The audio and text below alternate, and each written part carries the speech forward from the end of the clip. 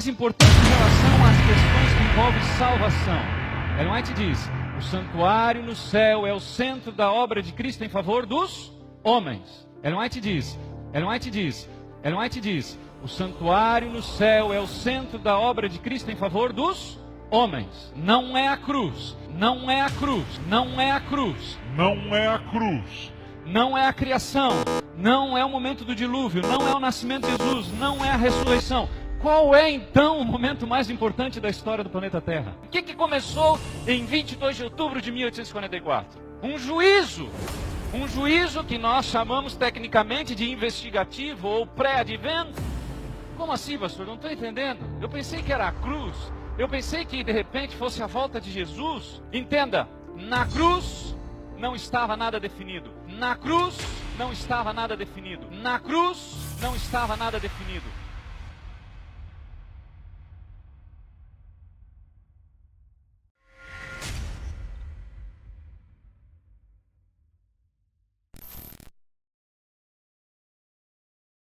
Olá, tudo bem com você? Eu espero que sim. Hoje nós vamos fazer uma análise sobre o livro de Mateus, no capítulo 5 e o versículo 17 e 18. Argumento sectário. A Igreja Adventista do Sétimo Dia se utiliza de forma tendenciosa o texto bíblico de Mateus 5, 17 e 18 para chancelar o mandamento da guarda do Shabá, da antiga aliança, dizendo que está vigente e, portanto, deve ser guardado por toda a humanidade, seguindo o exemplo de Cristo. Mas qual será a resposta apologética para isso? Mas vindo a plenitude dos tempos, Deus enviou seu Filho Jesus, nascido de mulher, nascido debaixo da lei, para resgatar os que estavam debaixo da lei. Está lá em Gálatas 4, versículo 4 e 5. O texto de Gálatas 4 traz a informação que Jesus nasceu debaixo da lei. Se nasceu debaixo da lei, logo estava vigente. Como todo bom judeu, ele tinha por obrigação de guardar o Shabá. Mas, se for para seguir o exemplo, Jesus foi circuncidado no 8º dia, foi apresentado no templo, guardou todos os rituais e todas as festas judaicas. Além disso, ele curava os enfermos, expulsava demônios e guardava o Shabá. E por que os adventistas não seguem estes exemplos? Apocalipse 3:9.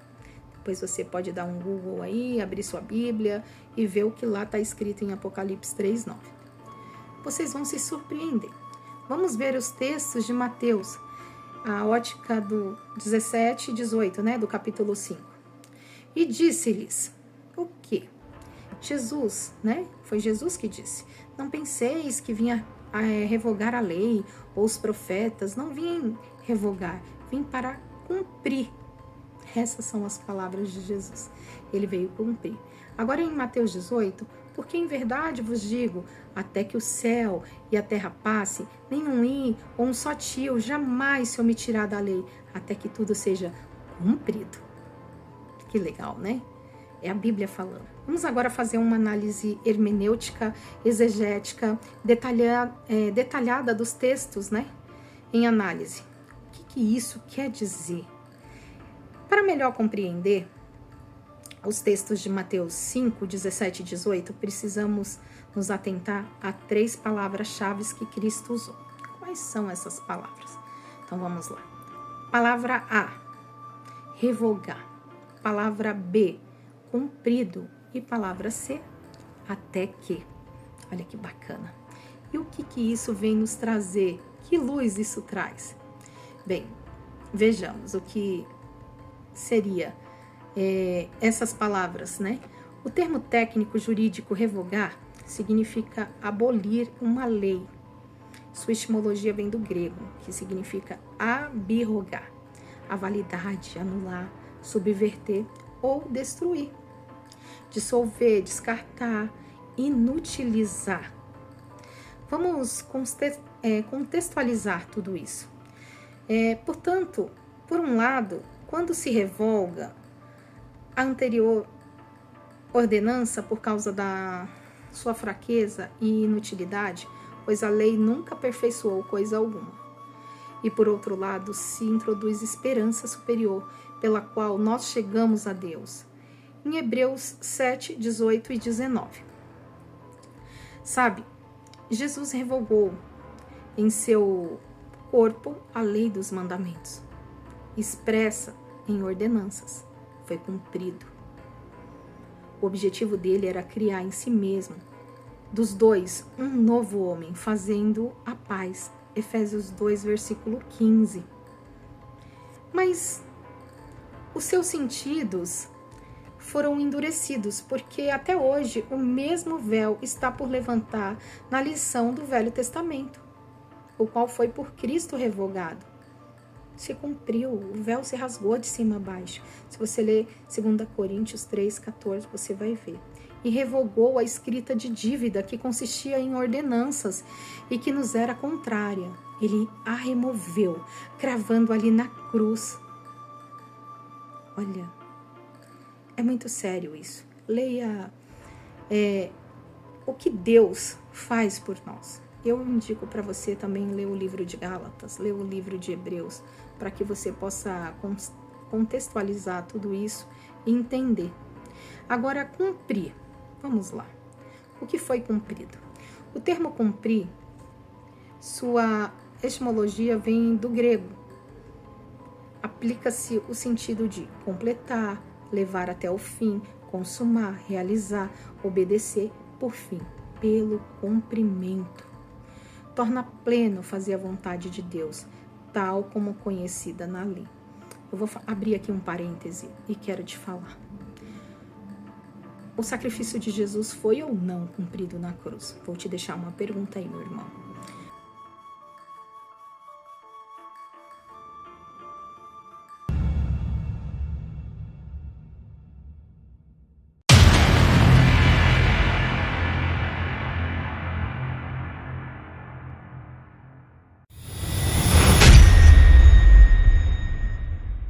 Qual é o momento mais importante em relação às questões que envolvem salvação?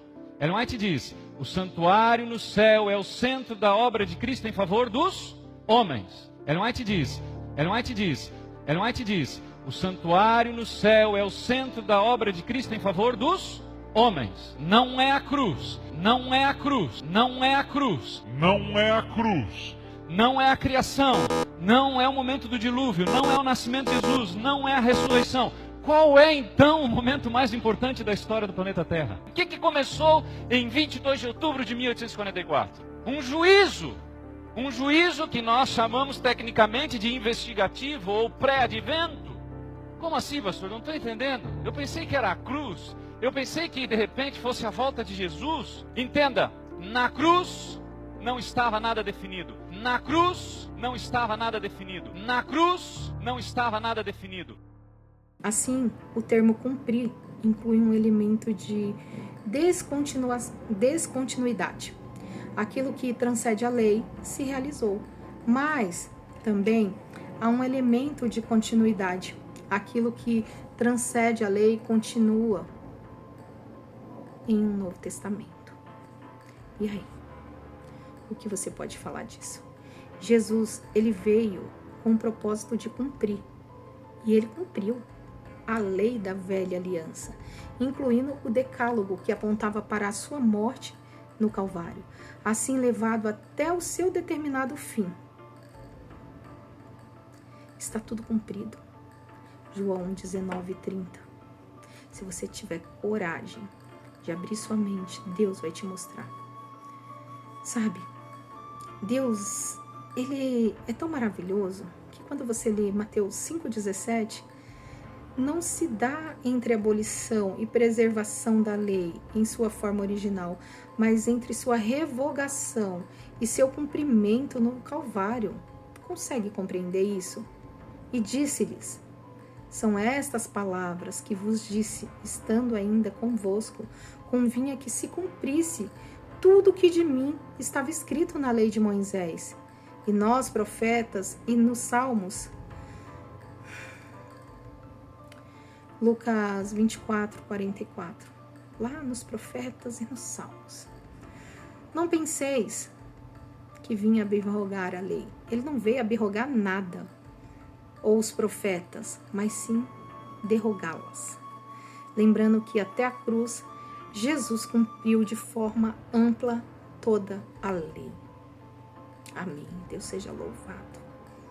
A ninguém devais coisa alguma, a não ser o amor com quem vos ameis uns aos outros, porque quem ama o seu próximo, cumpriu a lei. Romanos 13, 8 ao 10. Aquele que desceu é também o mesmo que subiu, muito acima de todos os céus, para cumprir todas as coisas. Efésios 4, 10. Abre sua Bíblia, leia. Qual é o momento mais importante em relação às questões que envolvem salvação? Ellen White diz: o santuário no céu é o centro da obra de Cristo em favor dos homens. Ellen White diz: o santuário no céu é o centro da obra de Cristo em favor dos homens. Não é a cruz, não é a cruz, não é a cruz. Não é a cruz. Não é a criação, não é o momento do dilúvio, não é o nascimento de Jesus, não é a ressurreição. Qual é então o momento mais importante da história do planeta Terra? O que começou em 22 de outubro de 1844? Um juízo que nós chamamos tecnicamente de investigativo ou pré-advento. Como assim, pastor? Não estou entendendo. Eu pensei que era a cruz, eu pensei que de repente fosse a volta de Jesus. Entenda, na cruz não estava nada definido. Na cruz não estava nada definido. Na cruz não estava nada definido. Até que, a terceira palavra, é importante a preposição até que, abre aí uma reticência, significa um período de tempo que tem um limite, um final, um término, isto é, alguma coisa que chega ao fim. Romanos 10, 4. Porque o fim da lei é Cristo. A palavra-chave, que quer dizer que nada passaria da lei até que tudo fosse cumprido. A mensagem inversa é que, quando for cumprido, haveria mudança na lei. Hebreus 7, 12. Abra sua Bíblia, tenha coragem. E José não a conheceu, não teve relações sexuais, até que deu à luz seu filho, o primogênito, e pôs-lhe o nome de Jesus. Mateus 1, versículo 25. Jesus não teve relação sexual com Maria. Melhor, José não teve relação sexual com Maria, até que ela deu a luz a Jesus. Mas, depois do nascimento do primogênito, ela teve filhos e filhas. Isso é nítido. Eu acho que nisso até os adventistas, eles creem. Depois que partiram, um anjo do Senhor apareceu a José em sonho e lhe disse: levanta-se, toma o menino e sua mãe, fuja para o Egito. Fique lá até que eu diga a você, pois Herodes vai procurar o menino para matá-lo. Mateus 2,13. Confere lá. Eles ficaram para sempre no Egito?